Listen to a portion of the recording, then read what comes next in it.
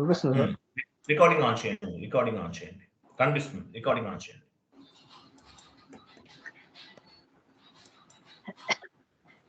Recording on చేస్తారా? Okay, fine. Okay, చూడండి ఇక్కడ ఏమి ఇచ్చాం మనం. తర్వాత SKR2R3 కూడా ఇవ్వండి. SKR2R3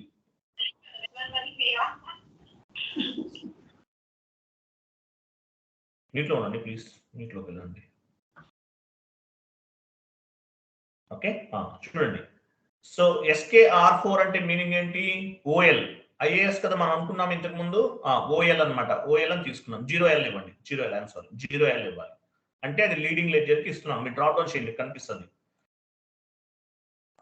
సో దేనికి అసైన్ చేస్తున్నాం మనం? 0L సెకండ్ వన్ చూసారా?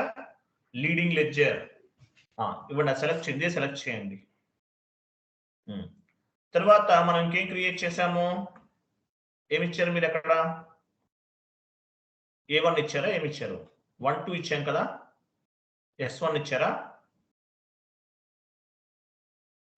ఇంతకుముందు ఏమి ఇచ్చాం?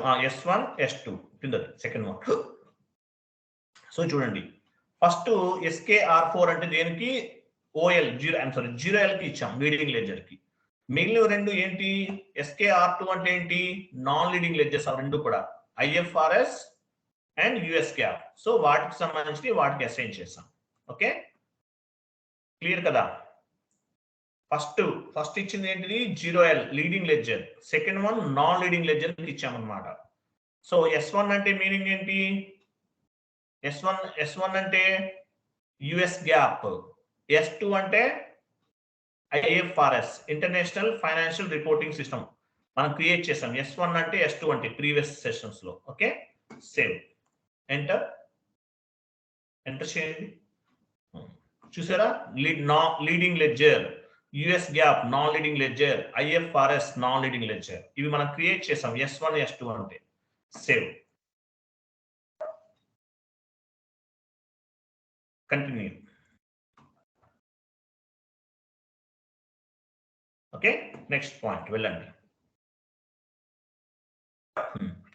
Create number range for ledgers.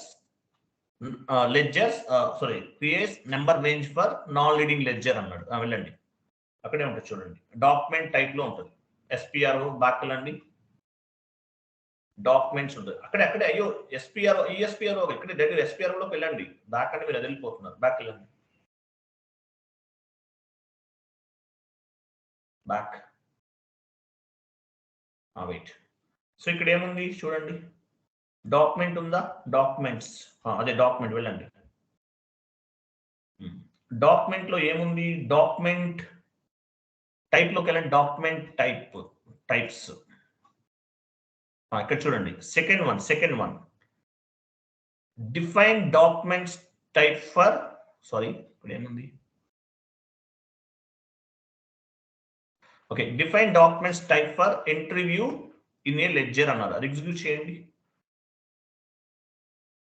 So first A ledger కి మనం చేయాలి? S1 non leading ledger. S1 ఇవ్వండి. S1 లేదంటే మీరు ఏది క్రియేట్ చేస్తే అది. కంటిన్యూ. ఓకే, న్యూ ఎంట్రీస్కి వెళ్ళండి. ఇక్కడ ఏమి ఇవ్వాలి? SA డాక్యుమెంట్ ఇవ్వండి. కింద AB ఇవ్వండి. Document type SA, next AB, number range AB reverse కదా. ఓకే, నంబర్ రేంజ్ 98 ఇవ్వండి అన్నిటికీ కూడా. సో SA డాక్యుమెంట్ కి 98 ఇస్తున్నాం. మనం ప్రీవియస్ గా 01 తీసుకున్నాం. OB A7 లో డాక్యుమెంట్స్ ఉన్నాయి. FBN1 లో నంబర్ రేంజ్ ఇచ్చాం. సో ఇక్కడ ఈ నంబర్ రేంజ్ 98 ఎందుకు ఇస్తున్నాము? 98 అనేది ఎంట్రీ పోస్టింగ్ సంబంధించిన నంబర్ రేంజ్. అంటే మామూలుగా 98 అనేది దేనికి సంబంధించింది?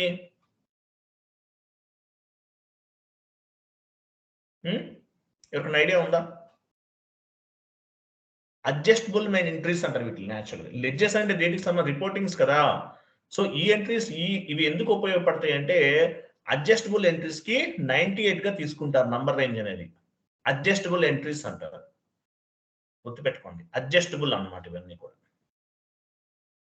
అడ్జస్టబుల్ ఎంట్రీస్ అంటారు ఇవన్నీ. 98 నంబర్ రేంజ్ ఎందుకు తీసుకుంటాము? ఇవి దేనికి ఉపయోగపడతాయి అంటే అడ్జస్టబుల్ అన్నమాట. అడ్జస్ట్ చేయడానికి ఉపయోగపడుతుంది. Okay, enter save.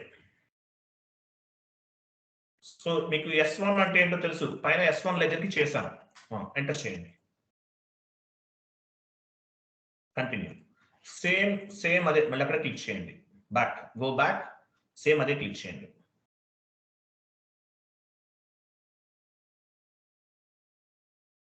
Back,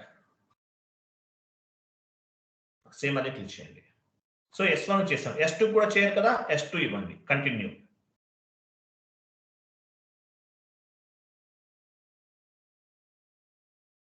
new entries SA AB 99 ఇస్తున్నాం దీనికి నంబర్ రేంజ్. ఇవన్నీ కూడా స్టాండర్డ్ అనమాట. సో ఎందుకు ఉపయోగపడుతుంది, అడ్జస్టబుల్ ఎంట్రీస్ పోస్ట్ చేయడానికి ఈ నంబర్ రేంజ్ అనేది ఉపయోగపడుతుంది. Enter save. Okay, back.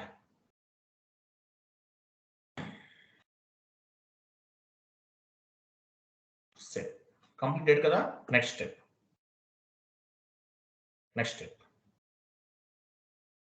Define ఇక్కడ ఏమో చూడండి, define document type for general ledger view, last one. అది సేమ్ పాత్ ఎగ్జిక్యూట్ చేయండి.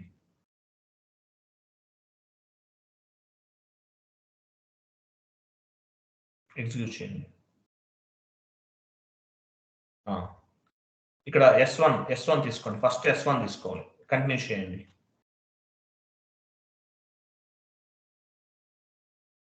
Okay, 1 minute please.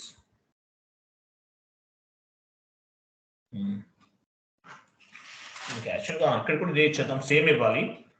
New entries 98 SA new entries SA. ఇవన్నీ సెట్టింగ్స్ అండి లెడ్జర్స్ కి సంబంధించింది. SA AB reverse 98. Enter save.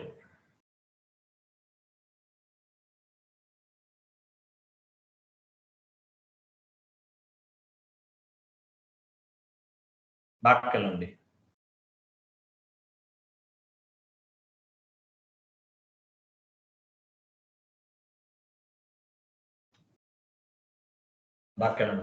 S2 తీసుకోండి. Same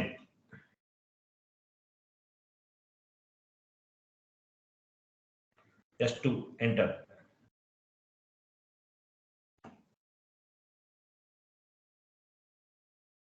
SA AB 99.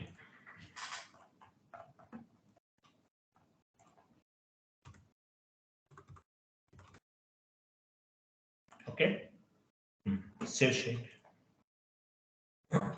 Okay, completed. ఇవన్నీ కూడా ledgers కి వీటన్నిటికి సంబంధించిన కంప్లీట్ సెట్టింగ్స్ అండి ఇవన్నీ కూడా. ఓకే, సో బేసికల్ గా మీకు ఇక్కడ ఏం గుర్తుందంటే మేజర్ గా కంప్లీట్ కాన్ఫిగరేషన్స్ కన్నా కాన్ఫిగరేషన్స్ దట్ ఈజీ, థియరిటికల్ గా మీకు అర్థం అవ్వాలి. అది షీట్ ఉంది కదా, అది ఓపెన్ చేయండి, అది చదవండి. షీట్ మొత్తం చదవండి, ఏది మిస్ చేయొద్దు. ఓకే, ఆ షీట్ మొత్తం చదవండి, ఏది మిస్ చేయొద్దు.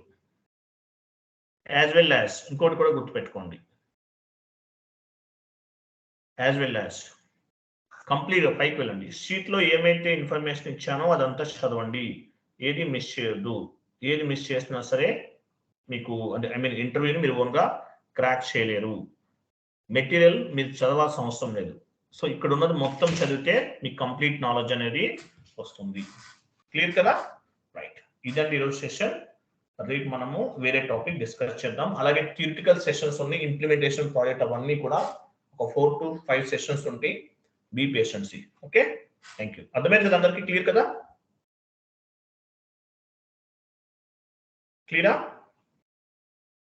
ఓకే, మెటీరియల్ చదవండి, ప్రాపర్ గా చదవండి మెటీరియల్ అనేది. Okay, thank you, bye, good night all.